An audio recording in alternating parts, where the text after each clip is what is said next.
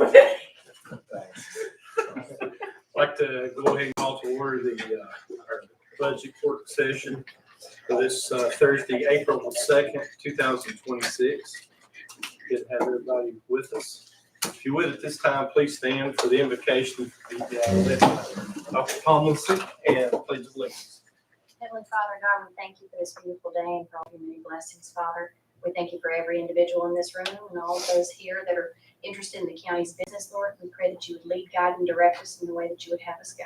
In your name we pray. Amen. Amen. I pledge allegiance to the flag of the United States of America and to the republic for which it stands, one nation, under God, indivisible, with liberty and justice for all. Thank you.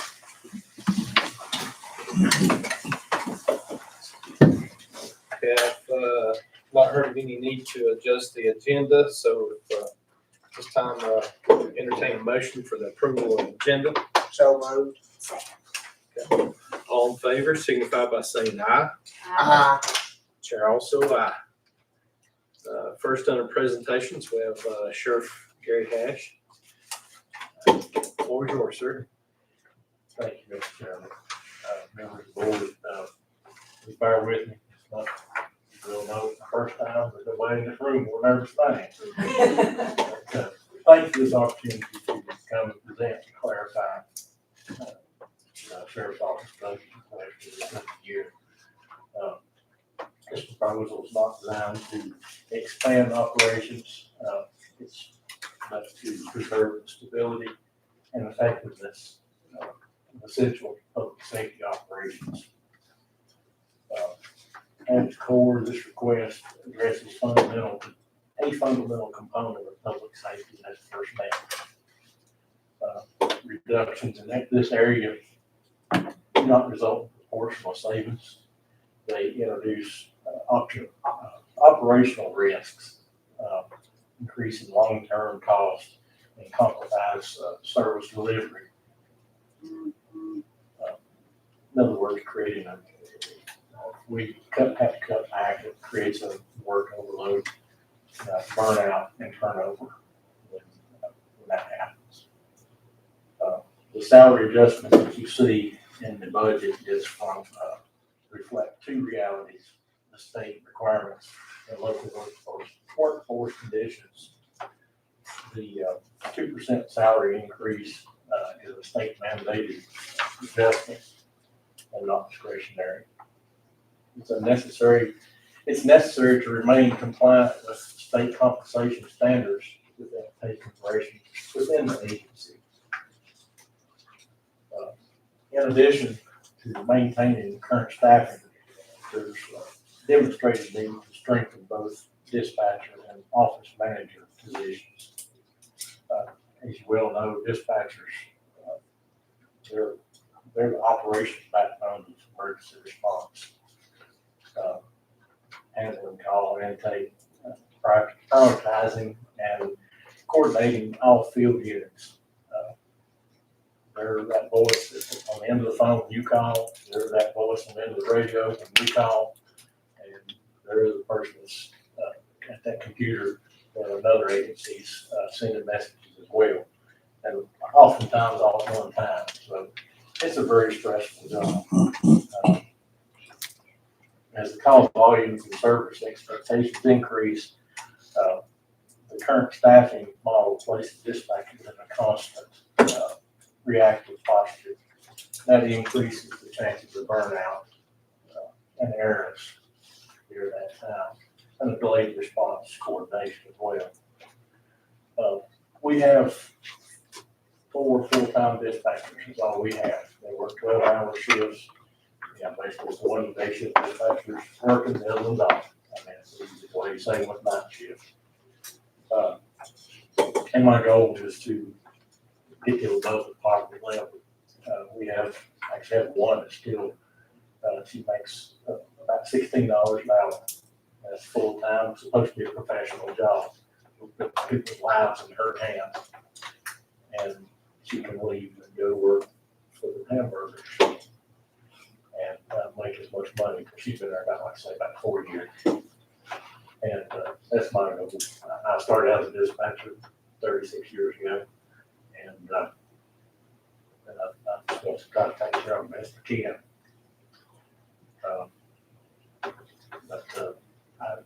If you think about it, it doesn't make a lot of, it's disturbing to think that we got somebody making minimum wage that can put people's lives in their hands and they're making minimum wage. So I would like to get them above that if possible. In a similar manner, our office manager position has evolved beyond the traditional administrative assistant, administrative duties. Now carries significant responsibilities, records management, reporting compliance, civil process coordination, grant writing, and internal operational support. Since 2015, you don't know, I'm talking about Karen. Since 2015, she has drawn in a little over $2 million in grants for Grayson County. And the increase in complexity of the reporting requirements that goes along with these grants and other requirements we have through DCGS, other reports that we have to do, some on a monthly basis. She takes care of all that and increasing the ever increasing all the times. Documentation standards, FOIA requests, we take care of all those as well. My goal there is to move her from a couple of position of secretary to office manager. That involves pay raise as well, which I think she deserves.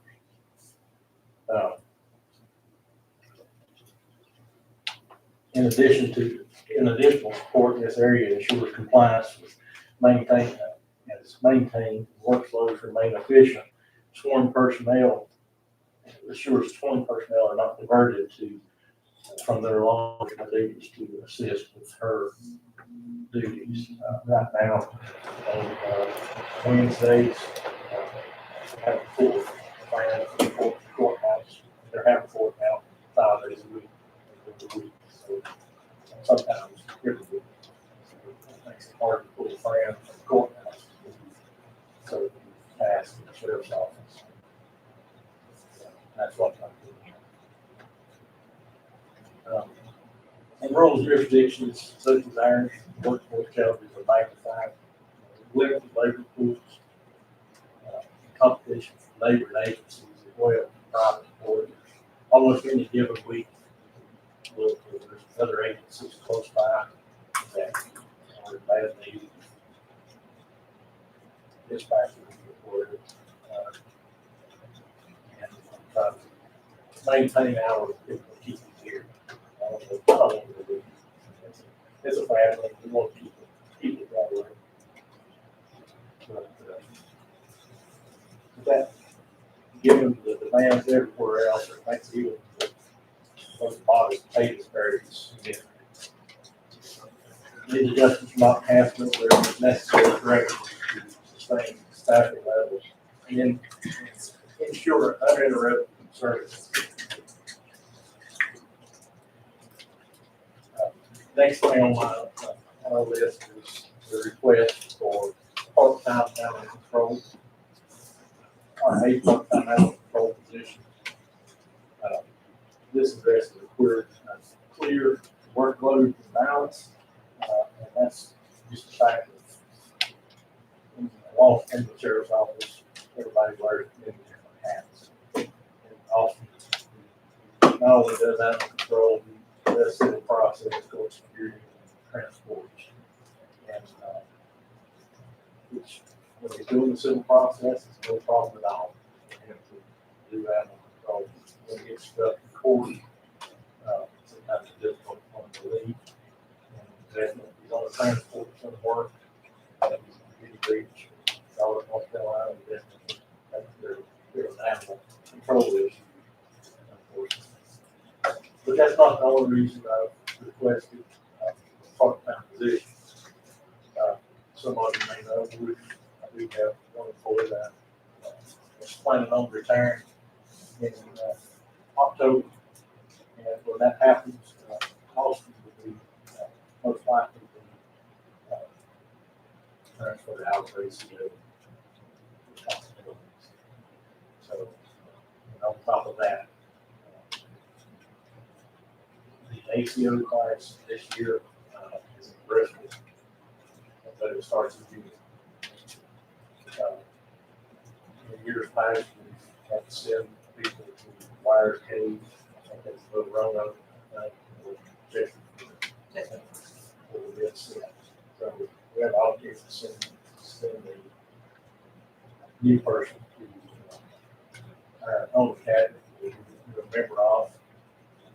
Don't think it'll cost us anything other than meals. I'm not sure, I haven't checked on it yet. But even if it costs us the lodging there, if the academy is available, if their barracks is available, we'll have a place to stay, so that won't cost us anything either. So it'd be really nice if we could get somebody part-time to kind of fill that little gap right there, and they would be ready by October, no doubt. We couple of jobs if we can do that. But in closing, this budget request is grounded in maintaining operational readiness, ensuring the compliance with state requirements, and addressing known service demands. Like I say, with communications and animal control. The recommended reductions, particularly in salaries, would not simply reduce expenditures. They would shift costs into overtime, liability, and diminish service quality. Our responsibility is to provide consistent public safety service. This request ensures that we can continue to meet the obligations without interruption or increased risk.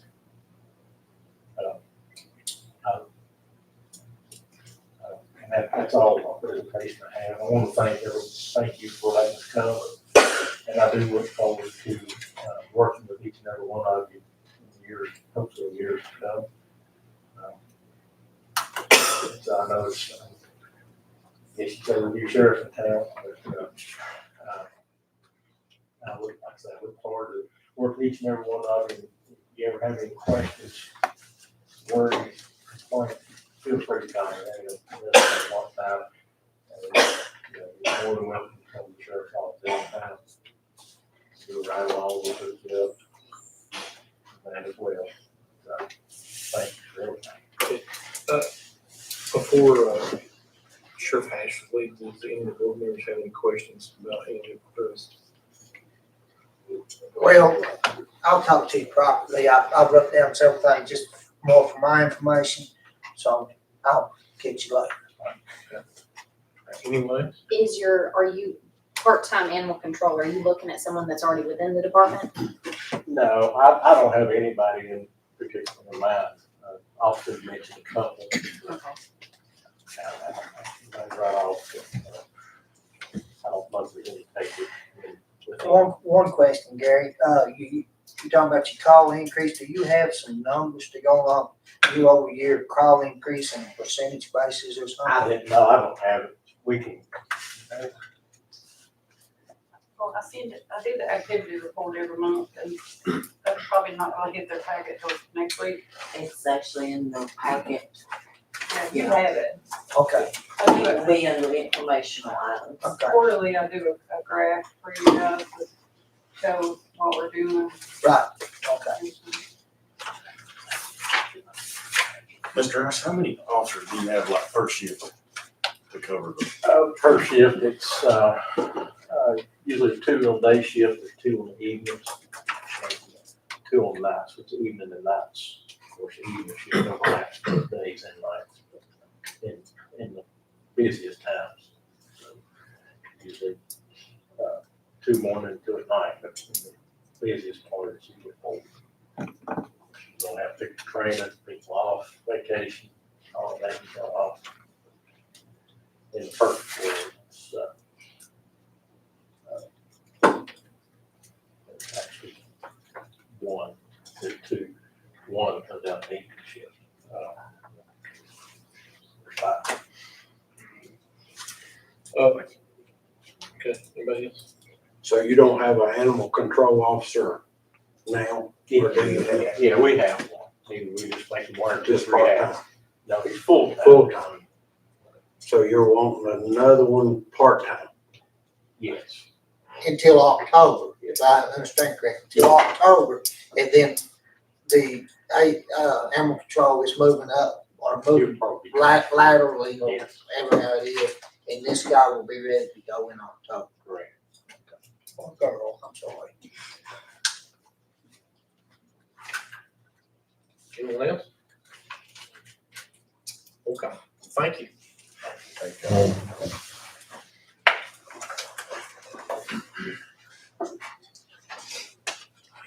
Okay, next on our whole business will be the CSA additional funding request.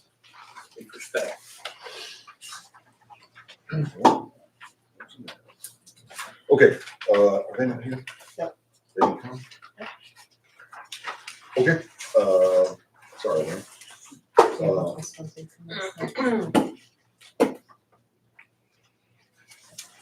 I'm sorry, I just assumed we I apologize. So they did send us some data. We, went back to them a couple times, just saying, hey, I think this is what they're looking for, the board's looking for to compare it. And so in here, you will see, a fiscal year comparison of what the local match is, what the total cost is, and the description and types of cases. I think Mr. Cunningham was asking for why, particularly why is, what cases are going up and what the cost of these cases are. So this gives you some idea of what those numbers look like. And you take a minute just to look over those. And on the second page is the average service cost, which, the residential placements are expensive, and certainly the younger children are taking more of the cost sometimes. And so if you want to take a minute, look at those and see if you have any questions for myself or Nikki, then talk about that. You got anything to add to that? Just that the request for additional funding is $550,000 with the local match. The state, of course, is gonna cover the lion's share of that, and the local match would be $112,000. And you can correct me if I'm wrong. This number, the number of this funding is not encumbered yet. I mean, this would just take care of getting us through to the July Yes, budget, June 30th. June 30th budget. And then there also may be figures now that's on things that are out that are encumbered. They've Already spent?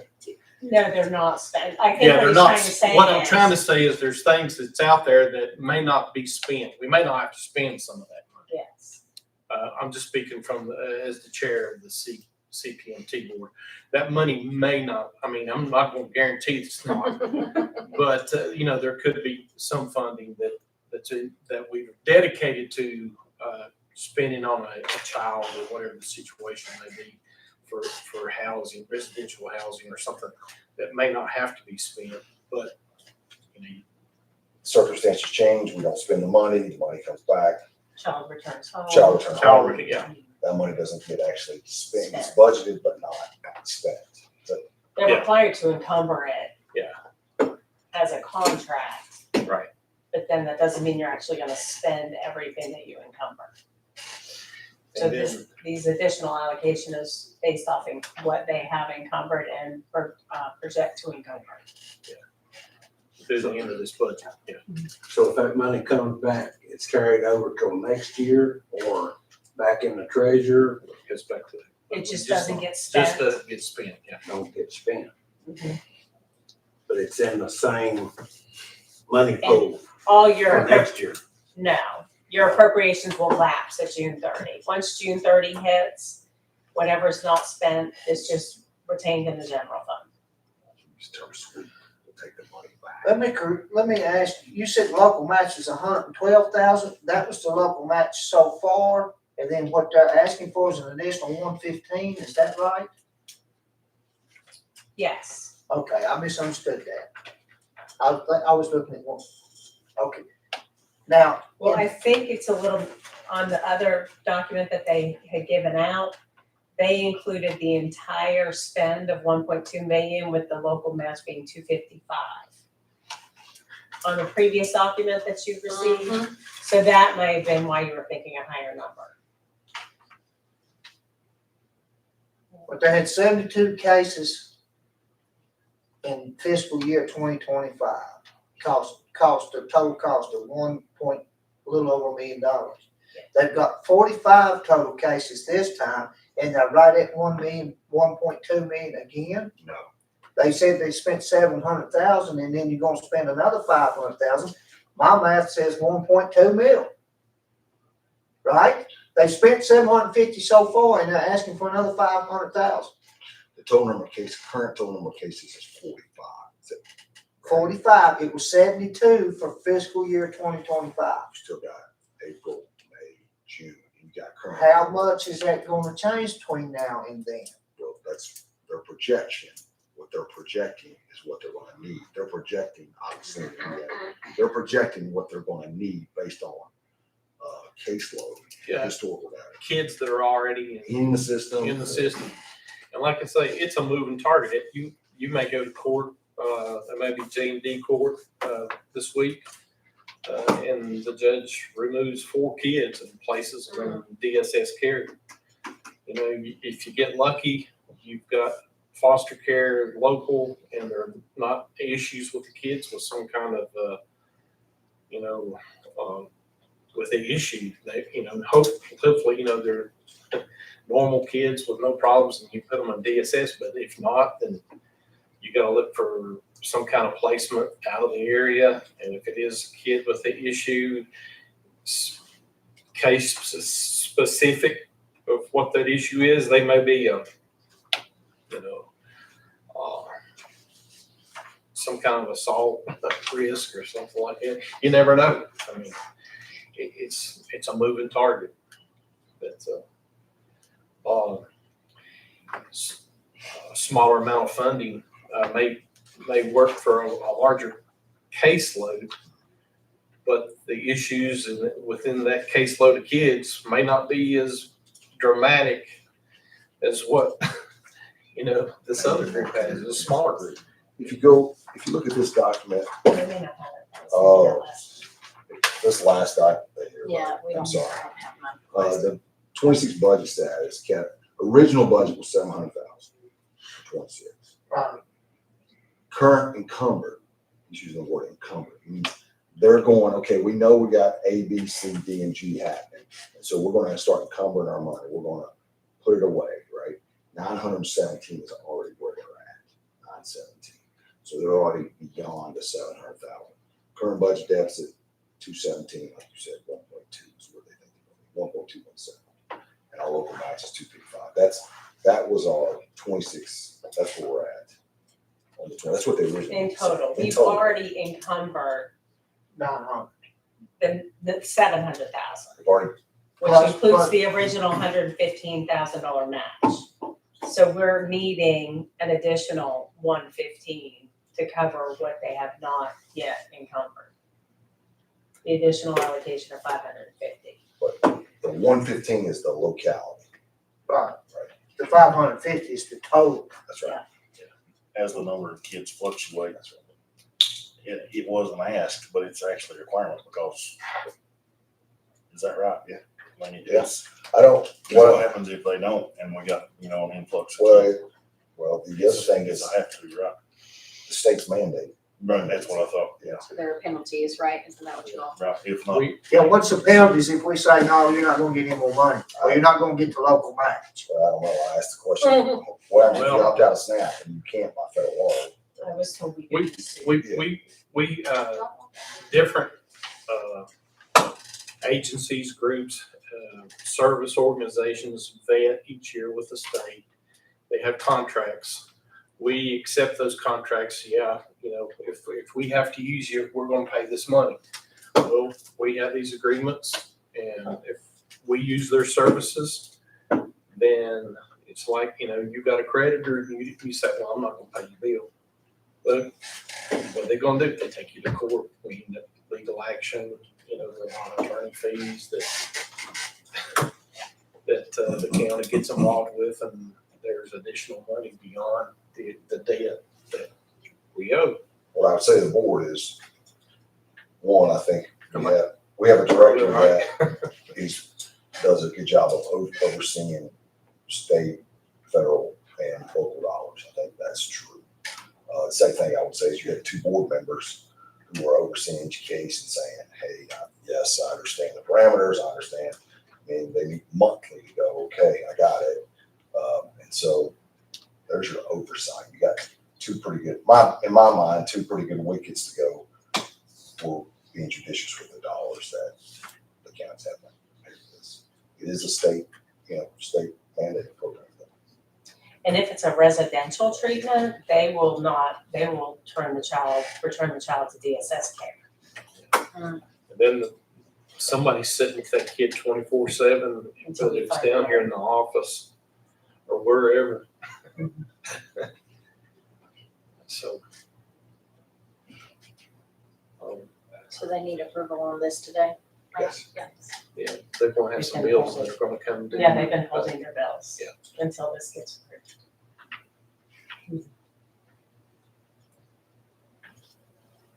Where's the money gonna come from? I have identified a particular place. Whenever I have basically a budget amendment, I try and categorize it in the same place that we do most of our expenditures. So, for example, on this one, I've identified some savings in our jail costs. So I would be able to transfer money from the care of prisoners to the CSA line item without increasing the budget. That's really.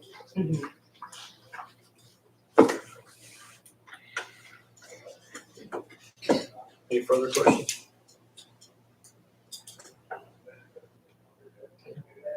This time, Chair, entertain a motion to go ahead and proceed with funding for the additional supplement for So move.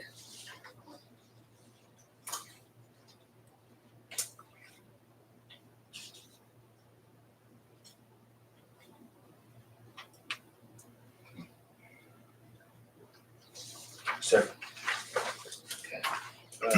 motion approved for the second. Do we have any more discussion before we have a vote? Okay. All in favor signify by saying aye. Aye. Mr. Kenny? I vote nay. Chair, aye.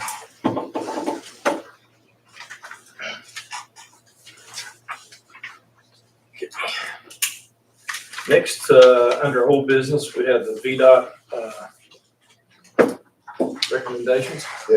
So James Schwartz, who's our VDOT representative, came back to us. You have all the email traffic. I think Brenda's put all the email traffic in there for you. Good news here. And if you look, you can look at the first email. It said, hey, I received an updated allocation. Basically, we have 665,000. The state's got 665. We allocated, if you remember, this is for FY32 allocation. So you guys voted on Hickory Lane and Walnut Lane last time. With those two roads are good. That leaves us approximately 415,000 remaining. And so we need to choose a few more routes to close down that $415,000 to be paid. And then we would have a public hearing in May. We need to have a public hearing on that in May. So we need roads. You need to choose roads that will total $450,000 to be paid in FY32. Make sense? To be paid out of the county's money, out of our money? No, No, state. State. State money, but the county controls where it's going or which road is going to be paid. State wants us to make recommendations, which road we think would have priority. Sounds, okay. Okay. Well, you're paying for it either way. You're paying for the state tax. Yeah. I figured that. Might as well come here somewhere where we want it. Better to have direction at least if you want. Does he have a timeline? I know we had the May hearing. Does you want it come today or? You As did. soon as. It sounds possible. We have another meeting next week or the following.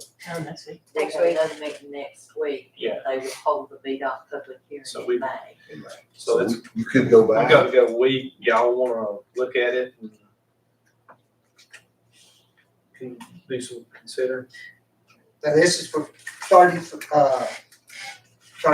Yes, sir. Yeah, the 6-year plan. 6-year plans, and the ones that's in the yellow are under construction, so they're already working on those. Uh-huh. And the next 3 will be the ones Up next. up next, and the ones that we have to make a decision on are the ones that we want to follow those to. Follow those. Yeah, the ones that are, they're Look right. waiting on their finish their funding. Right.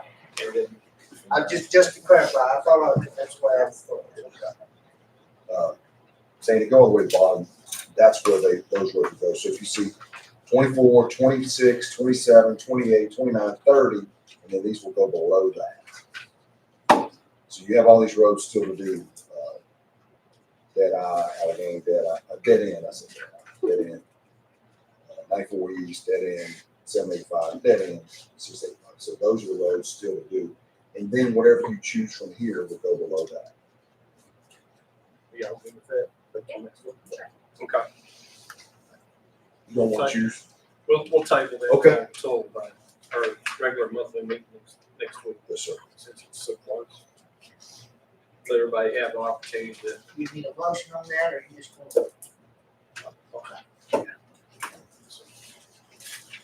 Okay. All right, brings us to our budget work session, which is a general operation budget.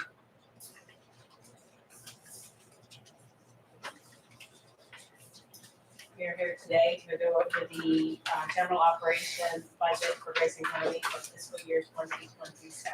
Should have this packet, like this packet. You can look it on the You'll wanna screen, look up at the screen. look at the screen or how you tell you. However you want to do. Okay, as everybody knows, our broadband project is still underway. This is just kind of a recap of the prior year.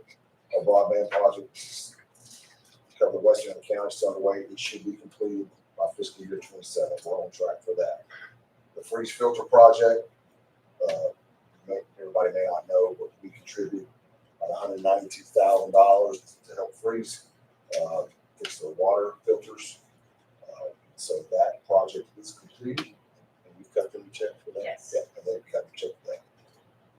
Health insurance costs continue to escalate, just like they made for you personally. Last year, the county got hit with a health insurance increase of around 30. It started at 41%, and we negotiated down to 32% or something like that. We are looking at other carriers this year, and so we'll see. We haven't received our updated health insurance rates, and so we don't know yet, but what I'm hearing from other localities is expecting anywhere from 7 to 10% increase on health insurance rates, which is a significant drive of our budget, obviously. Everybody knows we went through Hurricane Helene last year, which was a party for all of us, and we are in the middle. We have finished most of the recovery efforts on that. We still have the woody debris piece to clean up streams, reroute streams that are in people's yards. That's a project we just started. We're gonna put out RFP engineering probably next week on that. And so we have money from the feds. Just a question about that. That is for streams that is affecting private property and not public waterways along roads, et cetera, et cetera. Okay. That's fine.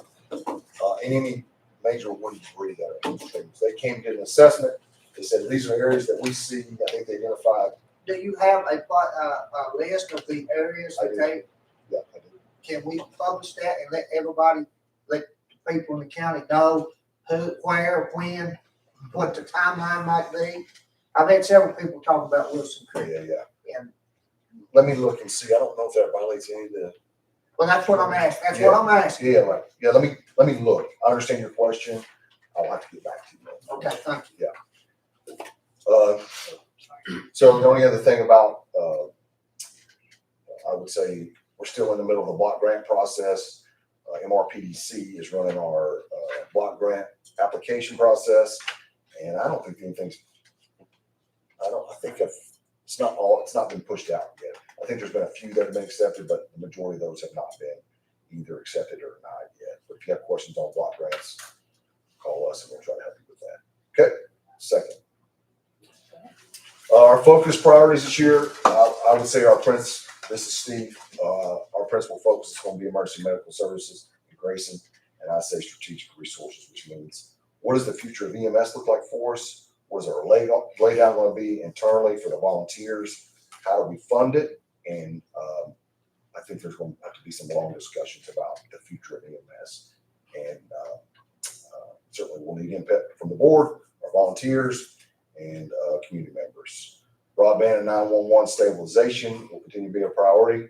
I think we're on a good track right now for broadband on the west end. As many of you know that we did have a hiccup with Port Lookout HOA, hiccup I can say. The HOA has, so when Gigabeam and Lingos originally came to the county, we allowed them to put equipment on the towers. And this was in 2000, 2001. And allowing them to put that on the tower at Point Lookout is a violation of our easement with Point Lookout HOAs. So the HOA has asked us to remove that equipment. They asked us through their attorney, and finally they made a demand that we do that. And so some folks that have service through Gigabeam and Lingos will lose service over the next couple of months. So you may hear about that. But that we have 2 mobile towers that we're going to try to Shane's looking at places that we can look to put those towers in Carsonville and Elk Creek right now, to see if we can maintain some of our service there. So we're working with those providers to try to maintain service for people that are going to lose service. But that's happening right now. Was it traffic? Was that the reason? I mean, because if we've had other equipment on there since 2001, Yeah. why all of a sudden are we so strongly opposed? I don't know if I can answer that question. Okay. We have worked with the HOA for over a year to try to satisfy. We've done things like each of the providers has paid the HOA fee, which is $1,000. The county's done that. Yes. When we changed the tower out, there was damage to the road. We fixed the road. I would say We provided a certificate of insurance. We've done a made certificate. sure there was coverage. everything that in my mind, that was reasonable for the county to do, Maintain to that. maintain that, we've done. And we've answered their emails, calls, and had meetings over and over again. And they are adamant about moving those 2 microwaves up there. And I suppose Steve Durbin basically said we don't have a leg to stand on because of the easement. Was this original, when this, I'm not familiar with it, so I'm trying as long as I go. Sure. Was this a concern of the HOA originally when the tower was put up on Point Lookout? Or did that come in later as a, oh, I didn't want that kind of thing? You understand what I'm saying? Are you asking the question, did this come up after we had to change the tower out? No. When the tower was originally installed in, you say 2001? Oh, no. No, that's That when- tower's been there forever. That's when The Lingo equipment that's on Networks. the tower, it's just the equipment. And that's the on it. equipment on the tower was put in 2001. I think it was 2002, I don't know. Okay, but was that a concern when that equipment was installed, or did it become a concern later, Recently. recently? We've been So having, it's been 20 years, no complaints, and last 5-6 years I've been, oh no, I didn't want that after all. I take that back. Gigabit 2021, not 2001, Oh. 2021. Is when Okay. Gigabeam Gigabit. was with the wired road. But- That's what's a long time. Long time. ago, Right. the thing. That's the 2021. I think Gigabit put their equipment up there in 2020 or 20, I don't know exactly. I don't have a document to look back and go, but I know they started the project in 18, 19, 20, somewhere in there. That's when that equipment went up there. HOA is homeowners association. Point Lookout From Alert. Point Lookout. They moved in there way after them tires as they were there. So they're gonna tell us now that we gotta move that stuff off of there? So we have an easement for the tower. We do. The county has an easement for the tower that allows us to provide emergency equipment, 911 equipment, Communication. communications, anything from the county's perspective. We don't have, our easement does not allow us to put private vendor equipment there. And that would be Gigabee. And Lingo. Okay, so it's the private equipment they're having trouble with. And the traffic to maintenance that people going in and out to maintenance. Oh, that Lord, won't they maybe have to move? Maybe they need to move. So I guess Gigabee, and then they already discontinued their service to those individuals. My phone has run a lot, and it's not even my. So in May, they In gave May. us, they gave us a drop dead date in May. And Shane's trying to find. Solutions with Lingos and Gigabee to folks that want their service. I spoke with 2 or 3 people. We've asked Gigabee for a number. They haven't given us a number How of many people. residents are in the loose? They haven't given us a hard number. They said somewhere around 50 is what they said. I don't know if it's that number or not. I don't know. And so the folks that have called, we've talked them through. I've spent time on the phone with them. Of course, obviously they're mad and upset. Yeah. And so we we're gonna pinpoint their addresses. I've asked them for their addresses so we can, and I'm giving those to Tom Raggles, and Tom's going out to meet with them to try to figure out what we can come up with as far as solutions go. Okay, so our focus, as we said, is EMS, broadband, and additional revenue sources outside of property taxes. You'll see in here a slide that talks about how little our revenue is increasing. As you know, our principal point of revenue is property tax. We just are struggling with the ability to capture new revenue.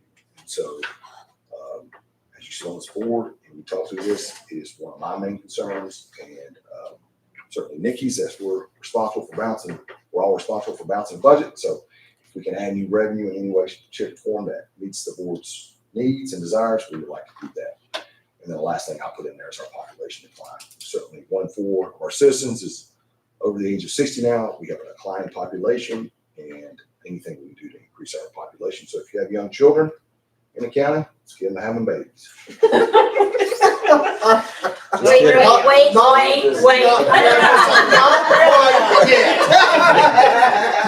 I mean, 20s into 20s. So if I'm working on it. if the population's declining, there should be less kids down here over the hill, which they should need less money to run that place, right? They get less state money They get less. when the average daily membership goes down. Yeah, so they'll get funding based on their number of children that they have going to school there. Smaller buses, whatever.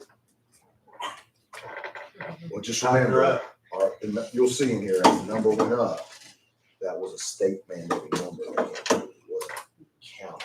It was. It increased the number the county had to put in. $670,000. Okay, You ready? next slide. Okay. And then, as Mr. Watson just mentioned, we had a notable increases this year were our required local effort, which was $669,000 that the county had to come up with this year.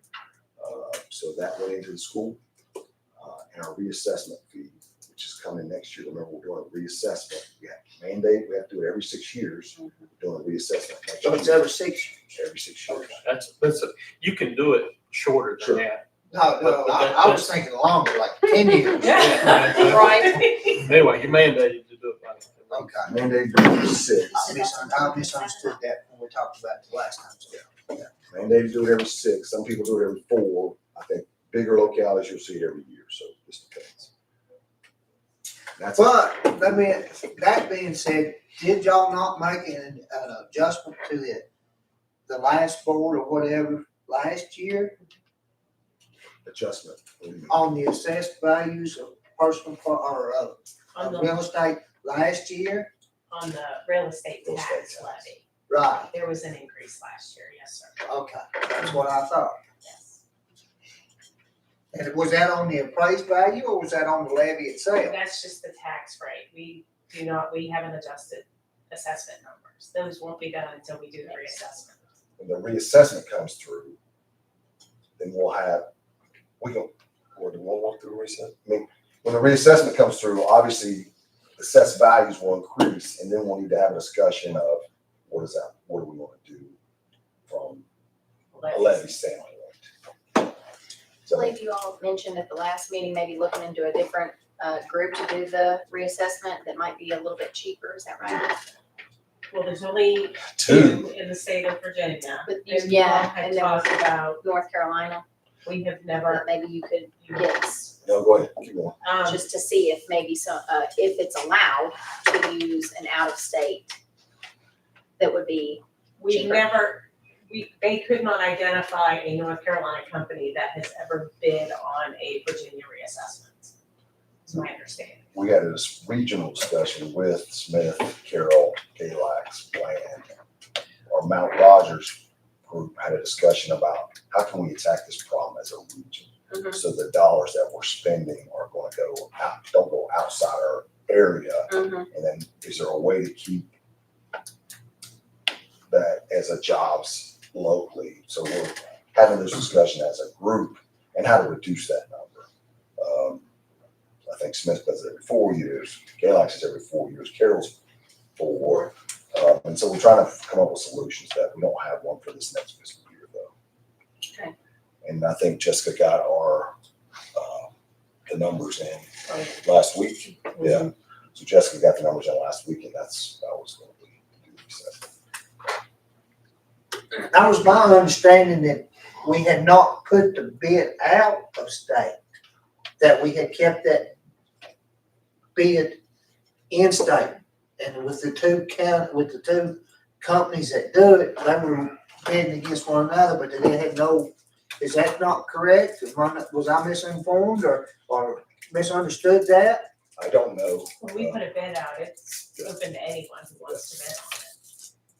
Do you know, like, we can't, You can't constrict it to the state lines. no, no, exactly. no. Okay, We get lots of bids from North Carolina, The access road we did the park was a good amount down here. yeah.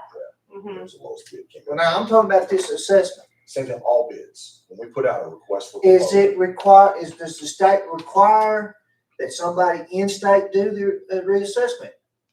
I think that's the question Mary's trying to ask. I don't know. That's Jessica's probably shop there. I'd have to ask Jessica that to find out. I just don't know the answer to that. Just curious.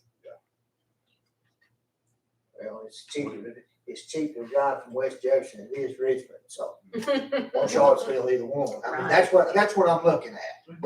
Could you just call assessors in, one client to see, since there's just 2, maybe to drive the cost down? If Say, hey, would it's you- gonna be basically the same, we'll just, We're required by code to put out a Oh. request for proposal. I see.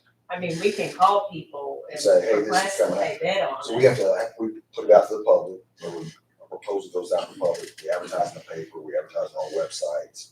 It goes out, where is it, put it out right now, it's website, papers, Facebook. Facebook. Probably, I don't know if you just have Sometimes VACO. Eva, I was gonna say, is there not some kind Vaco of or something. governmental, okay. Vaco, well, yeah, they'll probably put it up. And so it's pushed out to go, okay, we've got a job, whatever the job is, we're looking for people who want to do this particular job. That makes sense. Okay. Okay, so where do we stand currently? Right now, our revenue estimate is projected at $30.4 million. Our expenditures are projected at $31 million, leaves us with a deficit of $583,880. So basically, by code, we have to pass a balanced budget, so we still have a little bit of work to do. Okay, this is a summary of your revenue. From 2024 actual to what we have projected. And as you can see, 2024 was a little bit of an anomaly because we had a bond issuance of $2 million. So it's a little bit higher because of that bond issuance.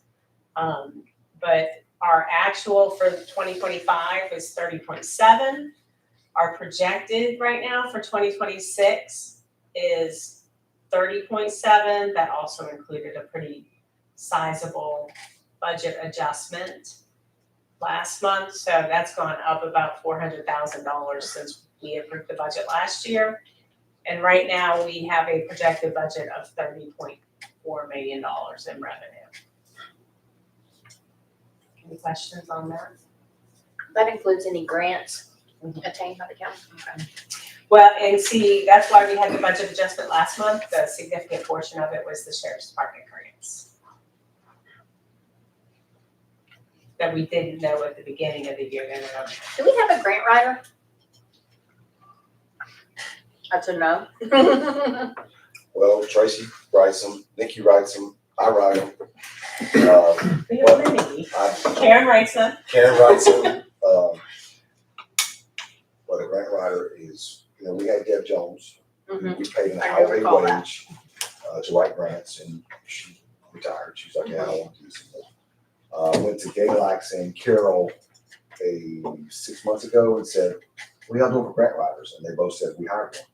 They both already individually hired, because I was thinking we could split one, pay for a third of it. Yeah. And work it that way. Would they be interested?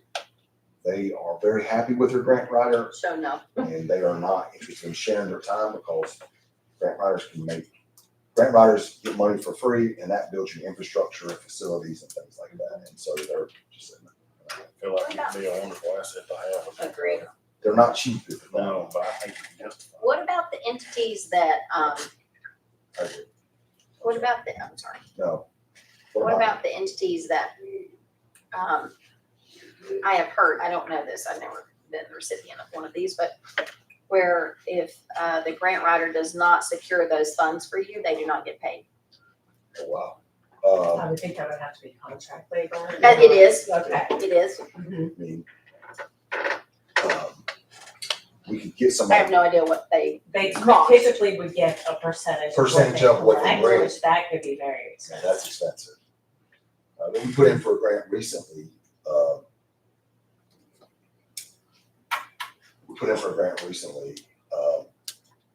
We got it for free. The grant writer, Tracy and somebody else, the grant writer's working for somebody else. She had some time to help us, and she did the work for free, basically. She was for a company called Certicab.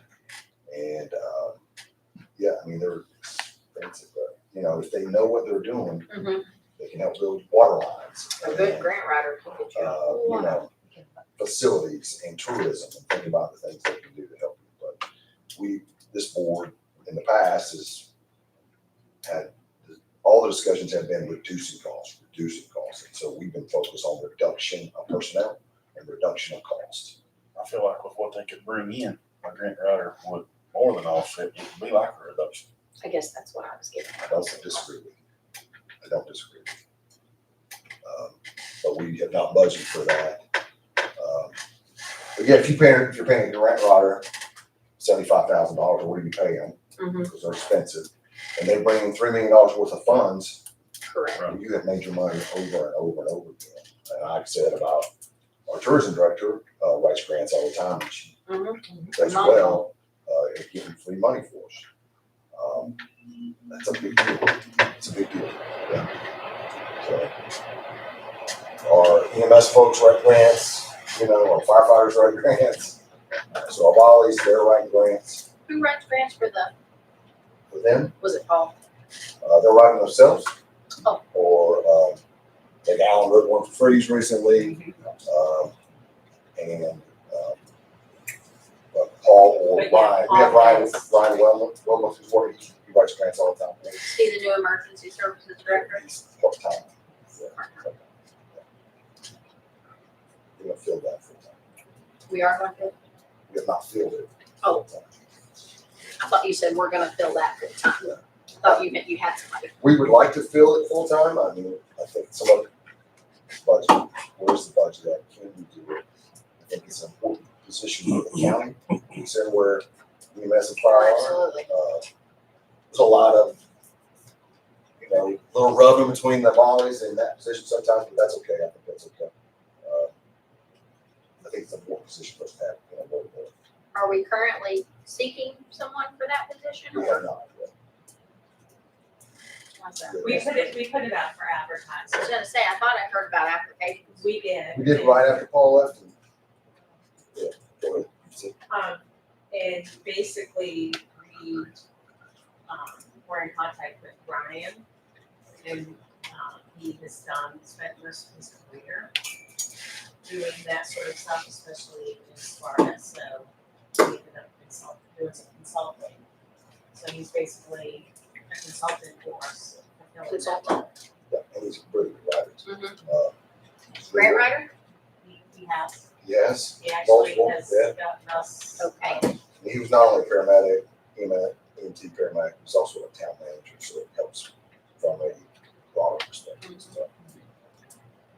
So he was big in that. Gotcha. You ready to proceed? Before we get into the categories and stuff, have y'all considered any fuel cost adjustments in light of raising fuel costs? It's, I know sheriff's office, I know y'all use the fleet management company, but I mean, Talking about bus garage. Bus garage, the county, any of that, the sheriff's office, maintenance. Do you think it, I mean, they're talking. I thought you were talking about fuel, so I was, Fuel. oh, you are talking about fuel, okay. So I'll say from a maintenance perspective, it's been a ton of money, on maintenance. I think last year's bus garage was what, $3,000 or something like that. Fixed between Alan and his guys, they can fix things. And then, I think he's talking about fuel. oh, just fuel. Oh, just fuel. Okay, yeah. But thank you. I mean, and it's significant enough to be an issue. I mean, I know the miles that are logged, most county deputies, I mean, back in our work, logging 1,000-some miles on each vehicle each month, For us, the main single vehicle. fuel heater would be Public Works. So you mean like, did the sheriff's department reflect that in their Yeah, budget and the request? budget, and then anybody else that might, or anybody Yeah, that's from the sheriff's office, got a fleet of vehicles, I mean, sheriff's office mostly. school. It would I be mean, the emergency service. Are you asking, have they asked for adjustments now or in their projected? Yeah, are we projected gonna be okay, with, if we have to run this out so long? Best case I think scenario, right now we're good. 2 months from now, gas is $1.85 a gallon, and everybody's happy, but I mean, Yeah, I think that, we need to be judicious in how we're, logging miles right now in light of fuel prices, but I do think that, the main person who's running out rather quickly is the sheriff's office. We may have to do some adjustments leading up to the end of the year for their fuel, but we're watching it. We've got an eye on it. yeah, I know at one time, I can't remember which particular fuel crisis it was, at the time, a lot of stationary patrol and stuff like that. Yeah, we did a lot of hot standby, like, you're on hot standby for a while. You're not gonna burn hours, especially when you fly helicopters. I mean, some of it, I can remember 1,800 mile mileage sheets in a month, and stuff like that, so. So Public Works and Sheriff's Department is county funds. What do these, since we were just talking about them, the emergent, like the rescue squads and the fire departments, and where does their fuel money, like, I don't think I've ever seen one of their budgets. Do they give y'all a budget? No.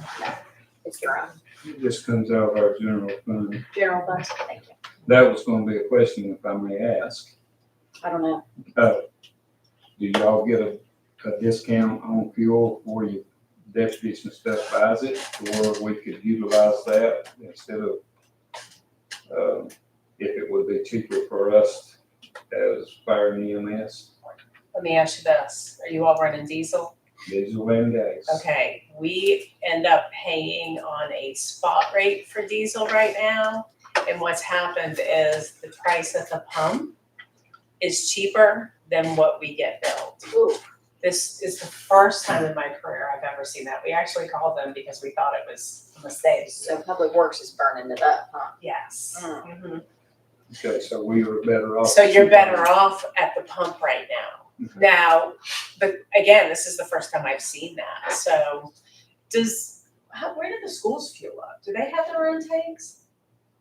I have no idea. They used to, but I don't think they do now. I think For his buses? Yeah.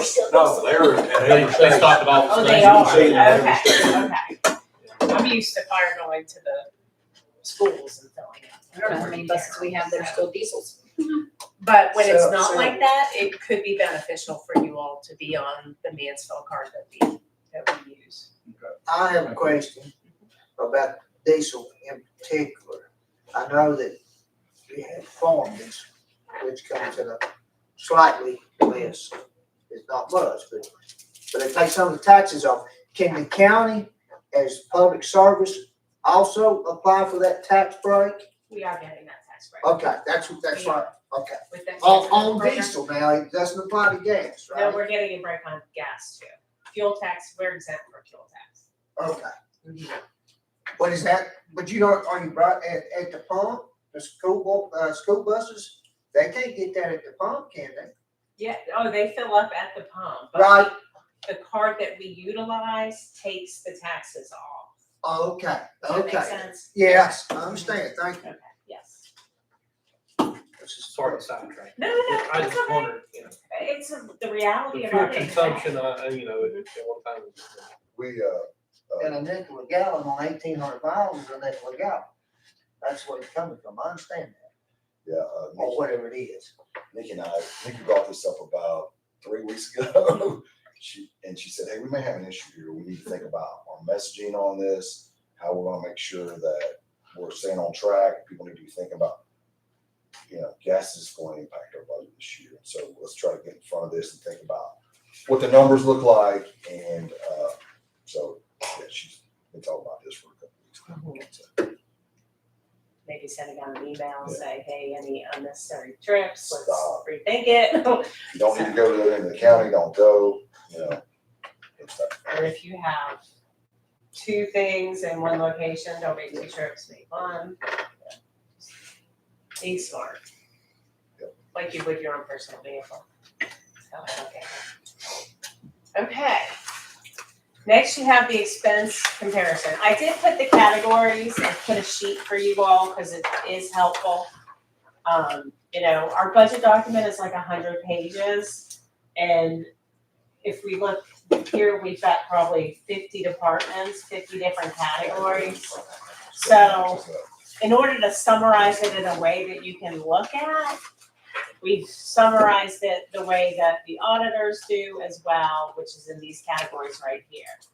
So our first category, which is general government, includes county admin, auditing and consulting, legal services, commissioner, revenue, treasurer, and information technology.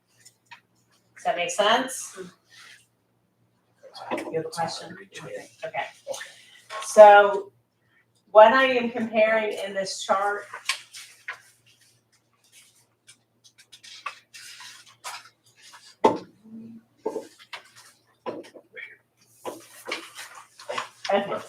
what I'm comparing here is the amended budget through last month's meeting to our current estimate, okay? For general government, the difference is $33,000. Okay, the next category, which is judicial, it includes your circuit, district, magistrate, VJCCA, which is your Virginia Juvenile Community Crime Control Act. That's basically somebody overseeing home electronic monitoring of children from preventing them from being in detention. Courtroom security, law library, victim witness, clerk of court, and the Commonwealth attorney. That budget difference between the amended budget and the current estimates is $3,200, basically. I can go through and just highlight the big differences. Public safety has gone down significantly. That's sheriff, emergency operations, which includes fire and rescue, New River Valley Regional Jail, New River Valley Regional Detention, building inspections, the animal control, day report, medical examiner, and the opioid settlement expenses. That number has gone down $686,000. I will tell you that the majority of that reason is this next year is an EMS fleet, not a fire fleet apparatus purchase. So the fire is $450,000 and the ambulance is 225, maybe $300,000. So there's about a $250,000 difference for that. And we also had a budget amendment for public safety for the grants that they received last year of $400,000. So the amended budget is higher than what your original proposed budget was last year because of grants and because of the fleet apparatus. Public Works, again, includes refuse collection, disposal, the recycling program, and maintenance for any county-owned property. That had a pretty low increase of $17,000.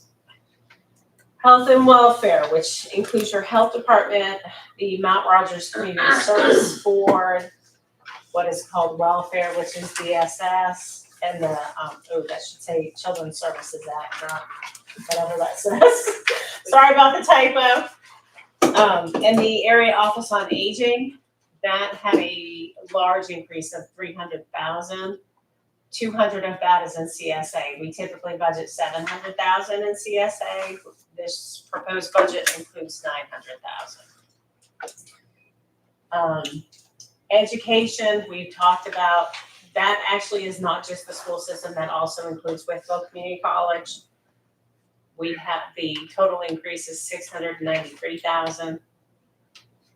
And most of that is the state mandated increase to Yes, sir. Concerns, yeah. Mhm. And the Children's Services Act also state. Yes.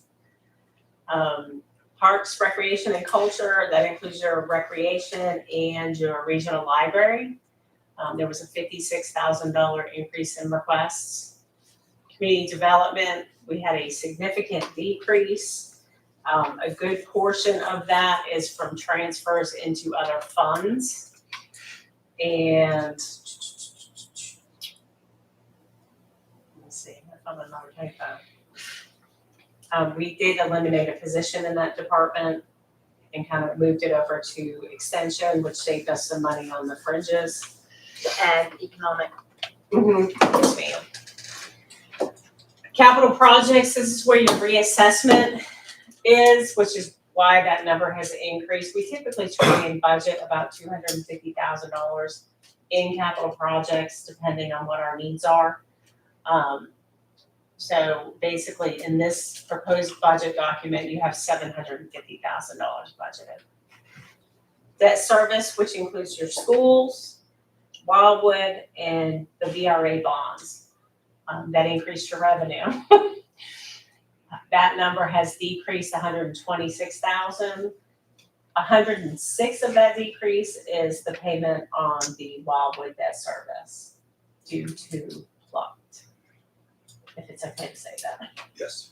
If it isn't, it's too late. So we still have a debt service on Wildwood.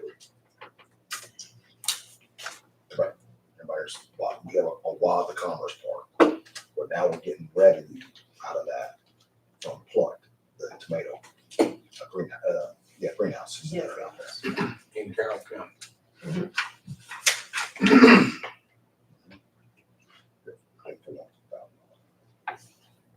How much? $400,000. This year. So overall, Long time coming. sorry. Overall, the difference right now in the expenditures, it's only gone up 292,000, and I say only. I mean, with the mandated increases that we've had, the 669 plus the 500,000, we tried to do a really good job of cutting from other places to try and make up for these mandated increases without. Mandated increases are reflected in that? Yes, great. Mhm, yes.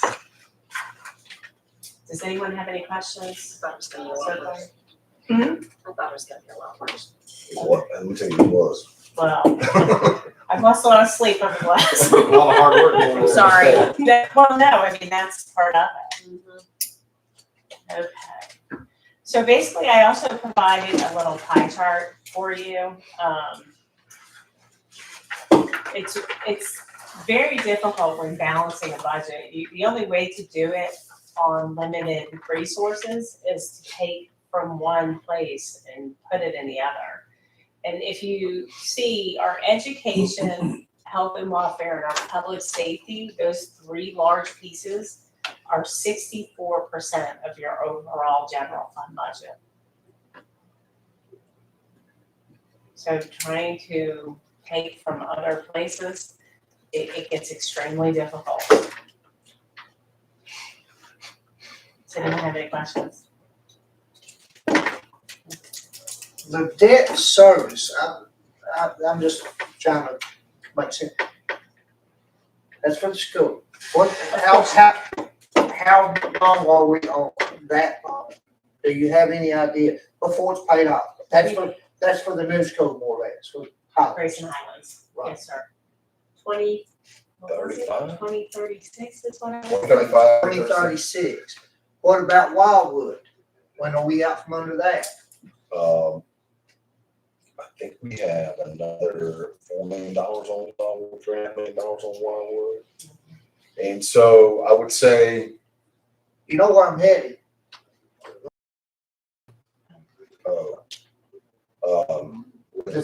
Wait till the interest rate drops. Well, yeah, but short for interest rate and refinance smaller payment to cover it all, to help with the things that we're facing right now. Is that an option? One, two, can we save money doing that on interest rates, lower payments, et cetera, et cetera, et cetera? I don't know what our interest rate is on the school. Do you?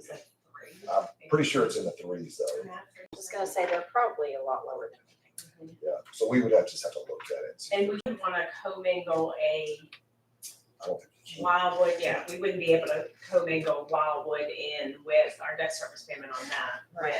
We have our Wildwood is connected with Galax and Carroll, so three L's that have a debt service. Right. Almost like your solid waste.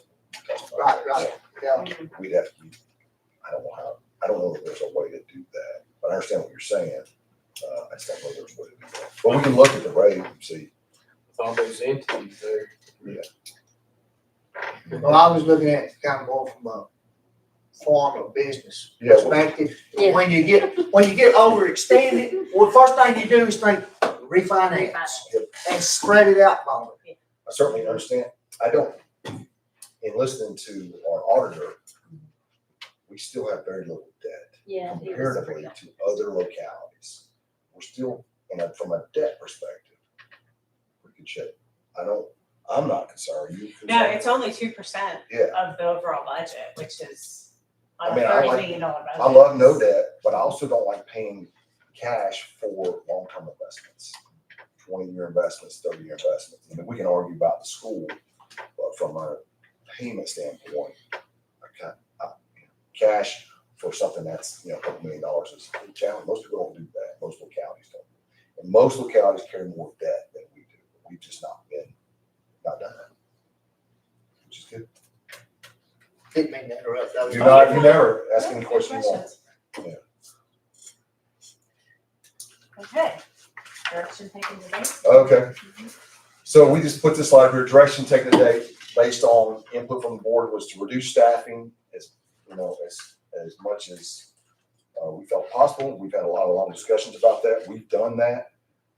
And any additional cuts, I think we would want to talk about the balance of services and what those positions bring. We also have reduced our spending. Ms. Thompson said, I thought it would be a lot worse. It was a lot worse when we first looked at the budget, but Nikki and I go through this line item, a line item, the line item. It's 100 pages, and we go down to the $500 mark. Do we really need $500 here? Do we really need $1,000 here? And so we nuke that as hard as we can, and we try to hold each department as tight as we can. So that's kind of been our approach.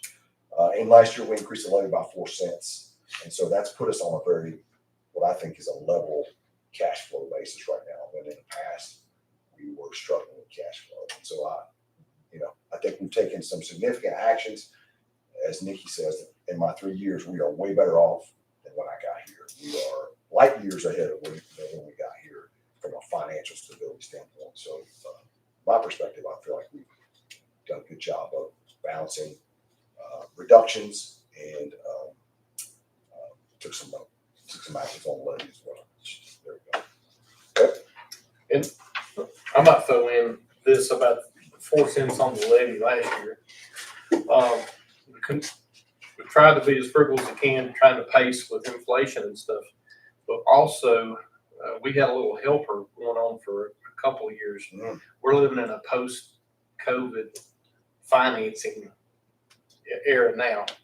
We had that money for crutches, for infrastructure or for projects or whatever. We used that COVID money. That's all gone now. Yeah. So It's close to $3 million over yeah. 3 years. So we had the good fortune of being able to tap into that and try to keep these rates down as low as we can for our citizens. Really good point. So what our COVID money got? Different projects throughout the county. Trash truck. Vehicle, trash truck, Little Lane was a big one. Water project out in the lower end of the county where citizens didn't have any water.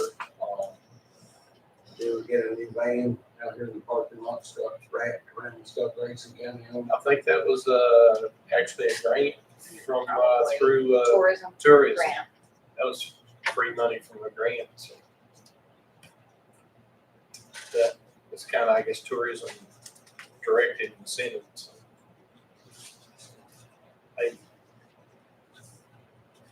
A lot of people talk about grants and stuff and, about the waste of money, but, well, if they're going to blow it somewhere, I want to blow it in my back door rather than somebody else's back door. If you look at it that way, but it's a pretty cool looking thing. Well, I mean, that's a good idea if it's grant, but I didn't know where the COVID money went. Yeah, well, school system got a lot of money. That's how they did their renovations.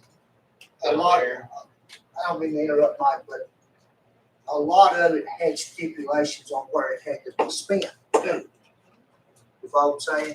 Yeah. Which, I'm not gonna say yeah or nay, but some of the money that put the new football field in was federal COVID money that had to be spent on something like that. Well, they were not necessarily. They were a lot more But I mean- restrictive on what we could do with that money at the onset of that money. As it got closer to the end of it, they kind of give you some wiggle room. Is that fair to say, staff? Toward the end, but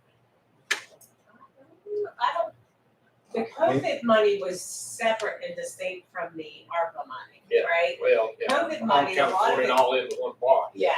The COVID money, a lot of it went to pay salaries for people who were working during COVID and being exposed to hazardous conditions. A lot of your EMS and sheriff's office, they got increases based off of that COVID money. I don't think what else that was. We have a list I of, wasn't here then, but during the COVID, I can go through the binder and kind of give you an idea of what it was spent on. The ARPA money, I know better because I was here for some of that. ARPA was lots of. And it was spent on vehicles, sheriff's office vehicles. Capital improvements. About 4 vehicles with all the money, I think. Yeah. 4 or 5 Ambulance. ambulance. Yeah. As long as it wasn't wasted.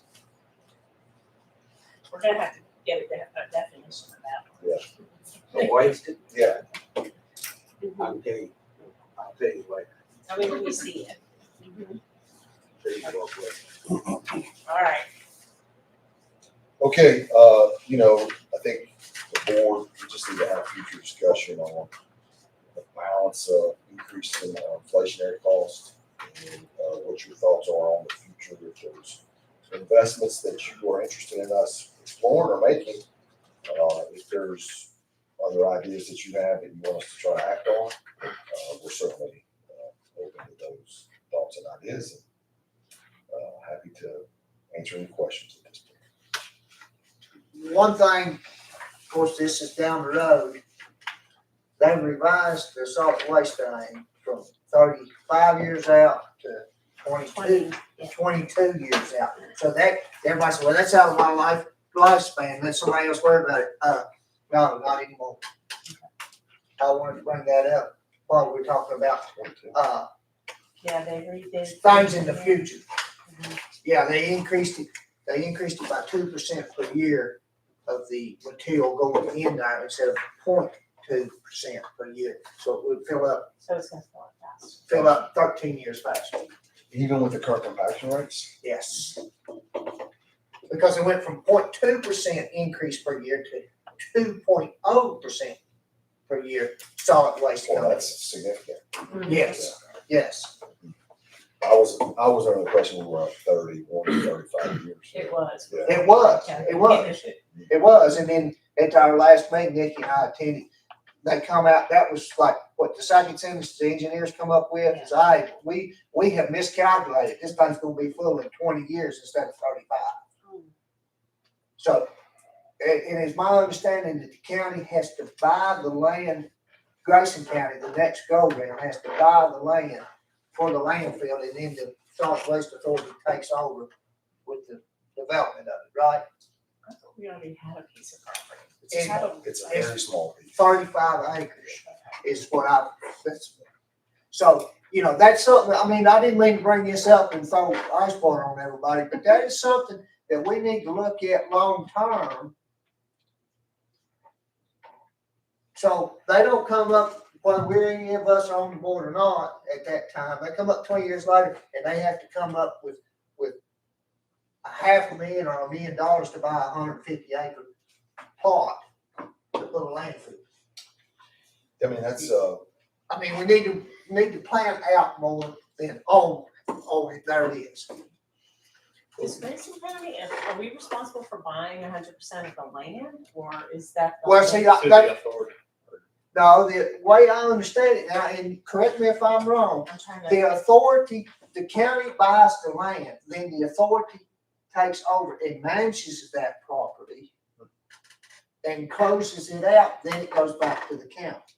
Now, is that right, Stephen, or Mr. Boyer? I don't know. I think and I might be wrong, but I was under the impression that we buy the land, the lot, and then they take over the management of it. I think he's correct, because in Galex, it was Ben-Sahala, and the city of Galex owned that property and had to do post-closure monitoring on it. And then Carroll County, I think he would be correct, I think we need to buy the land on it. I know Grayson had to do the post-closeout. Sure. On this one. Sure, Yeah. sure. If that's, we'll confirm with Alan just to make sure. If that's the case, then, in my mind, we would start, a line item to go ahead and start putting money away for that at some point in time, whether it's 50,000 or whatever it is a year, but we would go ahead and start. Every little bit helps. Yeah, we'd start trying to budget for that at the time. Or something we can include in our comprehensive plan when that comes back up for review. But it's just something, that was one of my thoughts when that come up. Thank you very much. I didn't mean, I might be talking too much, I don't know. You're not. That's what these budget work sessions are for talk, get stuff out. Anything else from staff? I do. If you take, you see this document right here?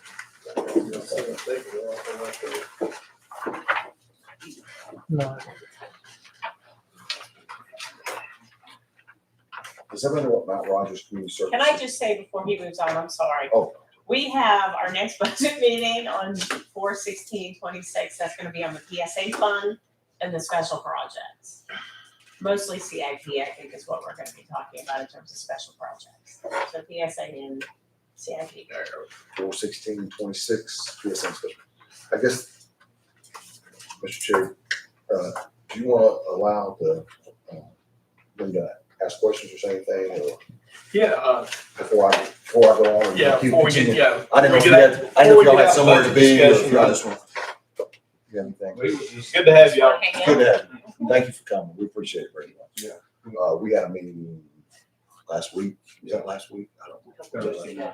And so they just felt like it was important to show up and make sure everybody knows that volunteer services are out working every day and trying to do their very best to support the community. And if they have interesting cases like the case on 89, they're, I think they'll come in and just talk about that. So you have some awareness of maybe their concerns or what they're trying to do and those type of things. And most of them just want to harass me, probably. You talking about the explosives trip? Yeah, I think Megan was No going to big talk deal. about it or something like that. So, Yeah. It was a truck loaded with 70,000 pounds of ammonium nitrate, diesel fuel, hydraulic oil, detonation caps, and caps that goes down in. So those materials were the ones that were used in Kansas City when the Oklahoma City. And this truck was going to the quarry for them to do some dynamiting for the quarry so they can do the gravels and stuff. But thankfully, everything went well. All the separate compartments on this particular vehicle were the detonation caps and the other explosive parts are all in bulletproof compartments. It was all there to make the bomb, but it was in secured areas to where it couldn't get to each other. And gas fire and all the entities that was there, state police, sheriff's department, all worked hand in hand to make a difficult situation outcome very good. So, that just shows that the coordination and the cooperation between all agencies makes that kind of stuff happen. Right. And I would like to say thank y'all for all you've done for the fire and rescue. I know it's a difficult thing. The equipment and stuff that we need is not cheap. It's all expensive. It's a specialty thing. And most of the manufacturers who are making those specialty tools, they know that. And they up the price on it and make it more expensive, and then you gotta work harder to get it, and that strains budgets. Just like you was talking about the fuel and stuff a minute ago. It all comes out of our general fund. Most big trucks get 5 to 6 miles a gallon, the fire trucks. Ambulances might get 12 to 15. And if you run a lot of calls, it don't take long for you to bleach your 500-gallon tank that you've got sitting out back and you've got to replace it. All right. A month ago, it was $3 a gallon. Today, it's $6 a gallon.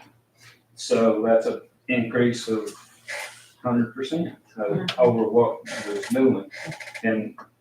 But for us to still maintain and do what we do, we've still got to have the fuel regardless of what we got to do to get it. So, all help from you guys is appreciated. And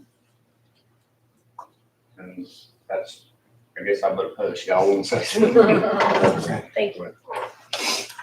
I guess, you was asking about how we pay our fuel. We sell hot dogs and hamburgers. That's just the way we pay for our fuel, our equipment.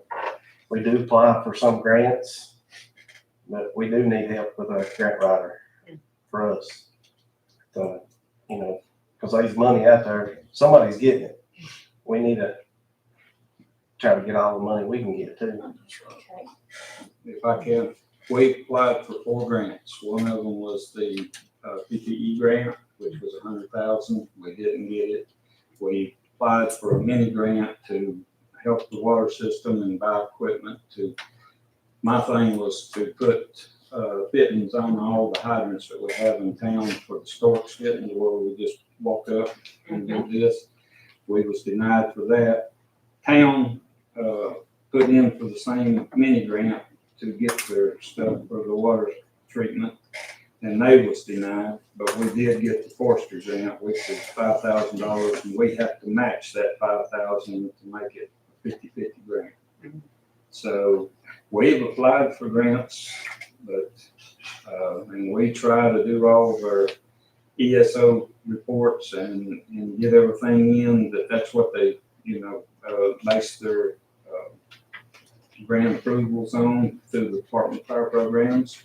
But I understand that, larger places that run 1,000, 1,500 calls, they're more, harder on their PPE and stuff, but at the same time, we're mandated by the Department of Fire programs and NFPA that when our turnout gear gets 10 years old, if it laid here and nobody ever put it on, when that date comes due in 10 years, it's got to be not used for interior structural firefighting. So, And that's about 6,000-7,000 a person. yeah, and and everything pertaining to the interior firefighting stuff is that way. It's dated, and we have to keep up with it and not let anybody wire it and go into a structure that's on fire or into a hazardous area. So getting the grant would have helped us. That, like they said, $100,000 would have bought 10 sets, 11 sets, and most all departments have got 30 members. So whenever you break the budget down, everybody drives by a fire department and they see the door shut. Occasionally there'll be somebody there. They don't realize what it costs to keep those doors open to be able to respond to whatever emergency is in the communities. Who wrote your grant? Al and Jill for Freeze, she was one of hers for the time. We done one through Hill Creek, Rugby, and Mount Rogers, done one together for the turnout gear grant, because we're the only county department, we had to do one together, and we did get I was the gonna say turnout it gear. may. But we didn't get, but I think it's $5,600 per agency is all we got. You could apply up to 100,000, all we got was $5,600. And we had to, For three. for three. For three. It was like $16,000, I think, for the grant, that's all we got. So, that's really just one set of turnout gear. Like Randy was saying, the forestry grant, we received $4,200. Well, it's 9,000 some dollars. That's 8 sets of brush gear. So, and it's on 10-year rotation. So 10 years it's gone. But $10,000 for 8 sets of that. It's hard for our people to wear the heavy structural gear on a brush fire. A day like today, it's 75 degrees outside. And our population of emergency services people, we're not getting any younger. So a little lighter gear helps a lot. Okay, anything else, gents? No, thank you. Thank you. Thank you. Thank y'all. Mount Rogers Community Services. Everybody have this document in front of you.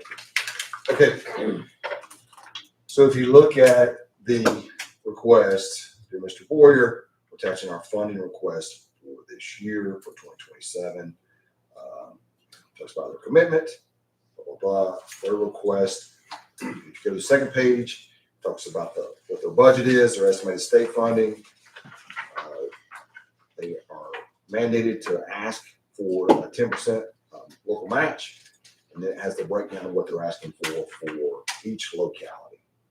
It's based on your per capita population. The request from Grayson County is $209,093.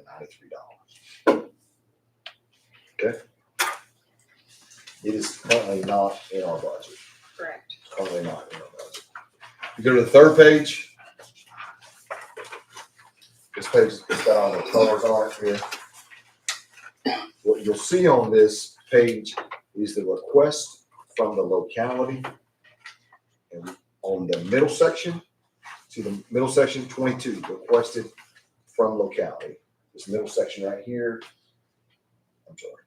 Everybody see what I'm talking about? This middle section right here is request, what they requested from us. So if you go in the middle section, Grayson County, in 22, they requested 101,000.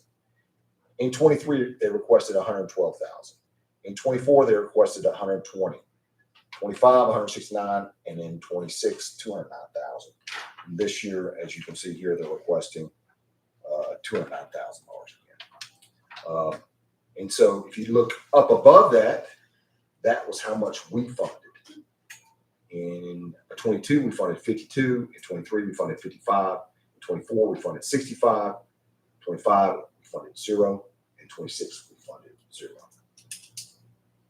And so we've had Mount Rogers come in here many times and ask about funding, talk about funding. I don't know where this, I knew where the last board landed. I'm not sure where this board wants to land on funding for Mount Rogers. And we currently do not have it in the budget. And as you remember, we're still short from balancing our budget over $580,000. So anything we add, then that will be more that we're short at this point. Okay. And so that's, you don't have to answer that right now, but I do need some guidance from you as to what you want to fund or not fund. Any questions for me? Is this the same as Mount Rogers Planning Commission, or is it a different entity? This is Mount Rogers Community Services, which is focused on mental health issues, geriatric issues. They're here, if you go past the library on the left hand, people who have significant disabilities, learning disabilities. Those are the folks they're focused on.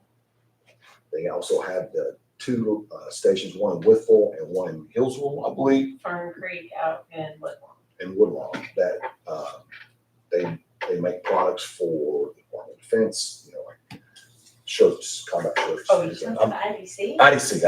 Oh, okay, I was that's on what I was like, not Rogers isn't doing that. IDC.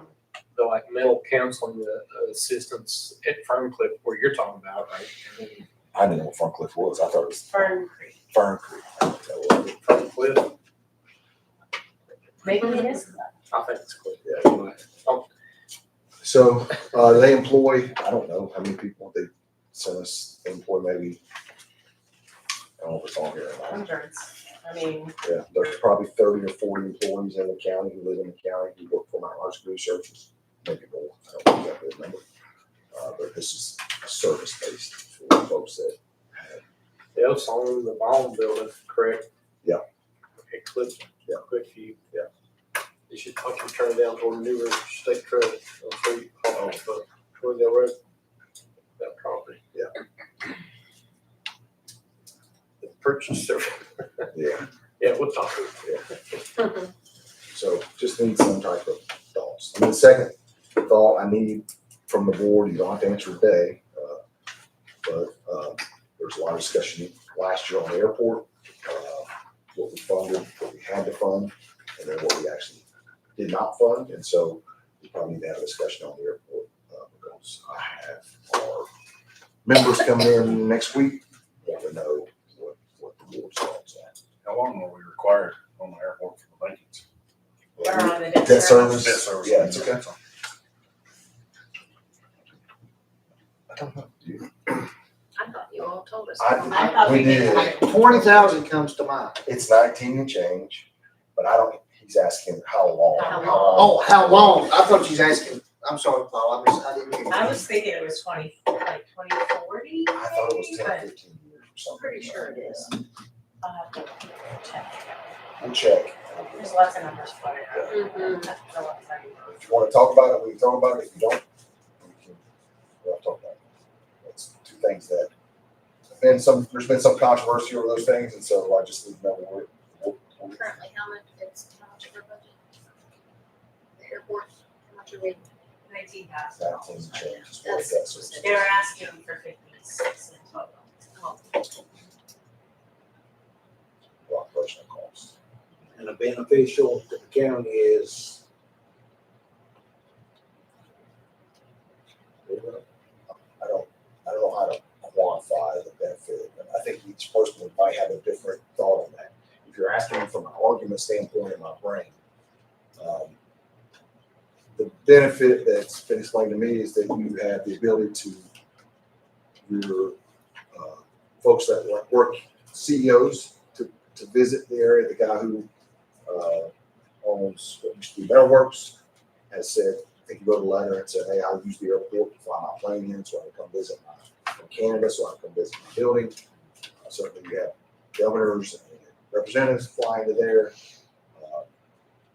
But from a revenue standpoint, you don't get revenue out of there. But if you're asking what the benefit is, so that guy that flies his plane in, how much taxes does he pay? Any? he's got a huge building here in the county. He employs a ton of people. I'd say he pays a lot of taxes. Well, I mean, that's what I, you know, that's what I need to know. RPM? Yeah. Yeah. If you're asking me how much does a guy who makes $60,000 pay in local tax? I have to go figure that out. I don't give you that exact number. But one thing we need is jobs, for sure. Is that an argument for funding that? For sure. For sure. Is that an argument for funding the airport? Only you can decide that. I can't decide that.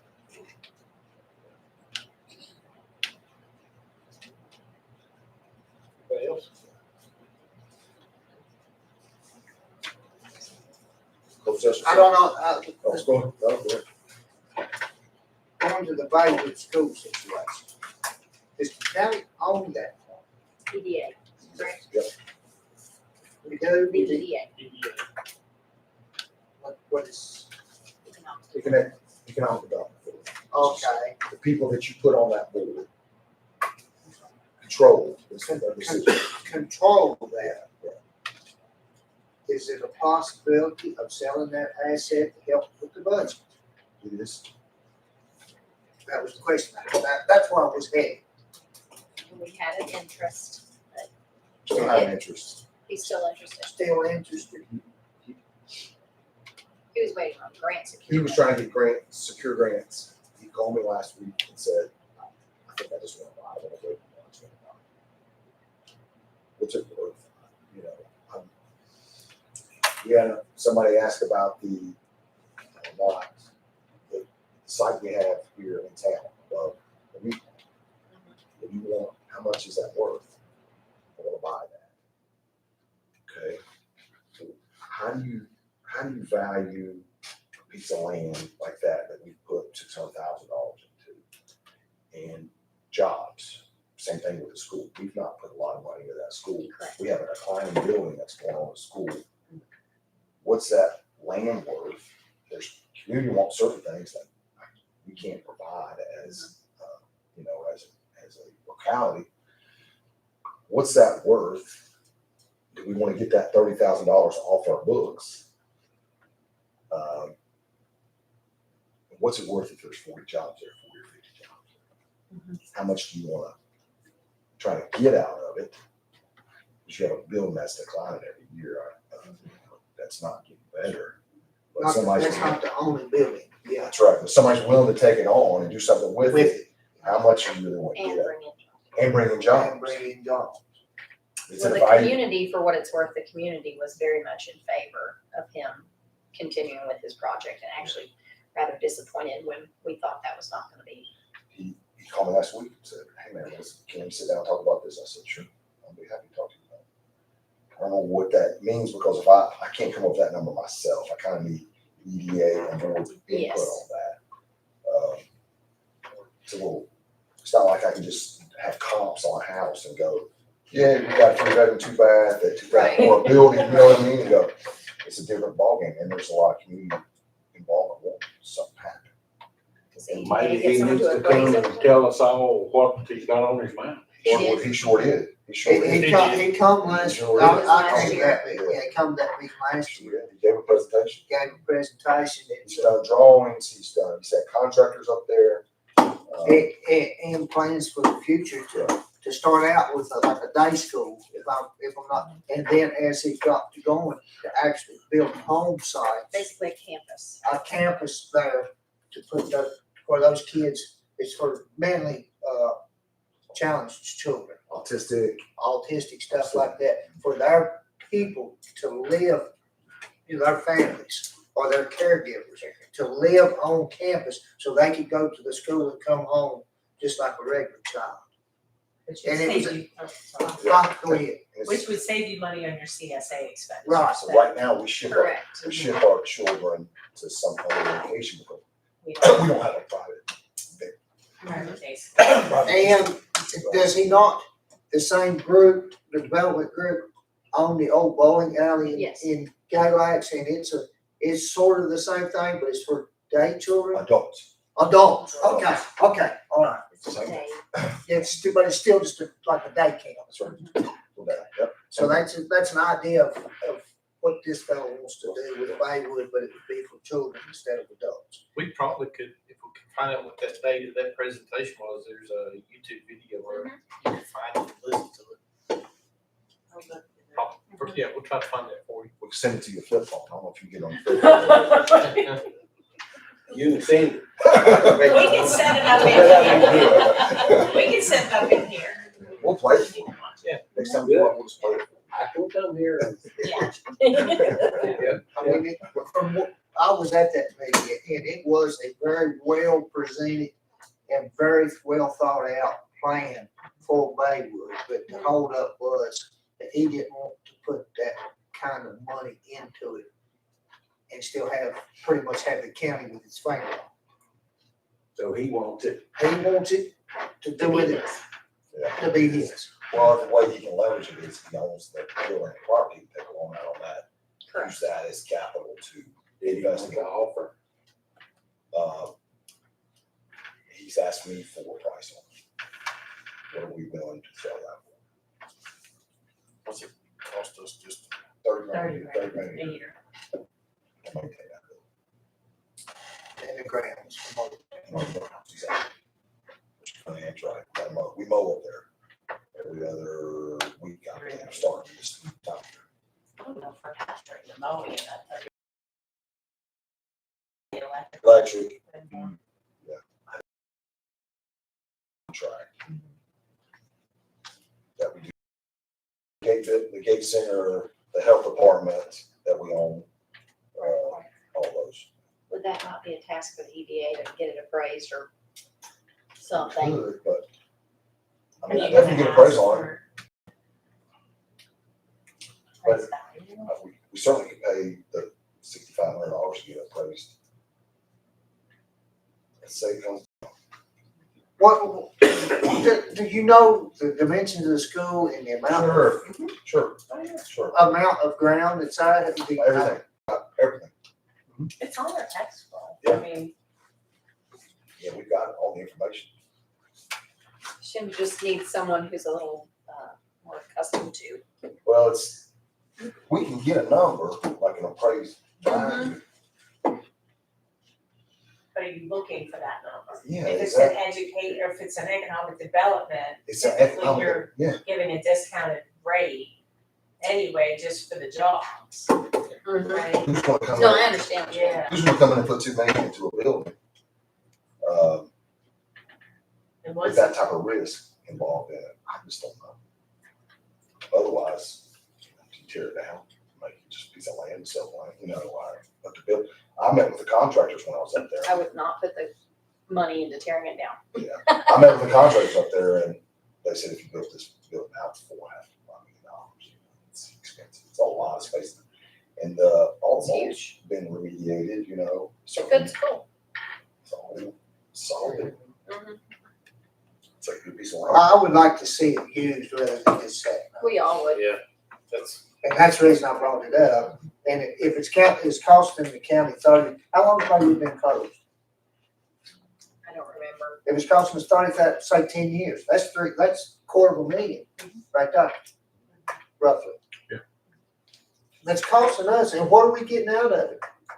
double zeros. Why not let go of that kind of property? And like, hey, first off, if you sell it, then you can charge real estate tax on it. Yeah. Second off, if he puts a business in there and he employs 50 people in the county, I think that was his total number when he got where he Everything wanted was to be. done, right. When everything was done, was have 50 employees in the building. You have their taxes coming to the county, whether it be real estate taxes. I mean, to me, it's a no-brainer. Let's unload it, get rid of it. If nothing else, we're gonna save $30,000 a year. I think we're ready. We have to, you basically task the EPA with it, because it's their property. They own, correct? The board does not own any property. The county, is it appraised by the county like my place is? No. Because we don't bill for it, so it's a non-bill. Yeah, it's a non-building. All right, is that it? Closed session, sir. Yes, sir. So let's get ready. This time entertain a motion to go into closed session to discuss a personnel matter pursuant to 2.2-3711A1 of the Code of Virginia involving staffing. Second. All in favor signify by saying aye. Aye. Chair also aye. We're in closed session, but prior to closed session,